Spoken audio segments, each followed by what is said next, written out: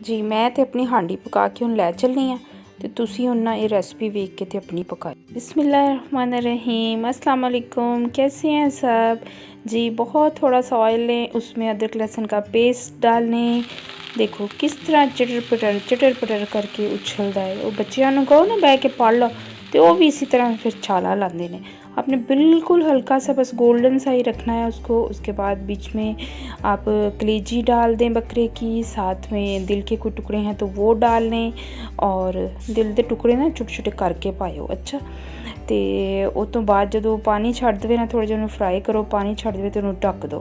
तो वो अपने पानी च जितनी देर खुश्क हो जाए ना तो फिर आपने उस ढकने को उतार देना है। आप देखें कि वो कितना ड्राई और टेंडर सा हो चुका है और कितना ये ब्राउनिश सा हो गया, फ्राई हो गया, और बहुत अच्छी इसकी आपको इस वक्त स्मेल आ रही होगी।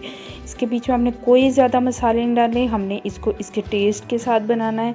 इसके बीच में बहुत कम नमक, काली मिर्च का पाउडर और कुटी हुई लाल मिर्च डालनी है, बहुत कम चीज़ें डालनी हैं, और इसको हल्का सा फ्राई करें, सौते करें। उसके बाद इसको कवर कर दें चंद मिनट के लिए। हर जानवर के गोश्त की अपनी खासियत होती है, हम उसके बारे में ये नहीं कह सकते कि ये जो गोश्त है इतनी देर में गल जाएगा या इतनी देर में नहीं गलेगा। इसलिए आप इसको थोड़ा सा मूँह ओले निकाल के ना बोटी मूँह छुपा के तो चेक कर ले, तो बाद जना दुपट्टे नाल पूंछ लेना मूँह में, तो थोड़ा जिहा ना पानी पी लेना है। आप भावें प्लेटां भर भर के खा लेना, लोग ना साड़ी एक बोटी तो ही नज़र है।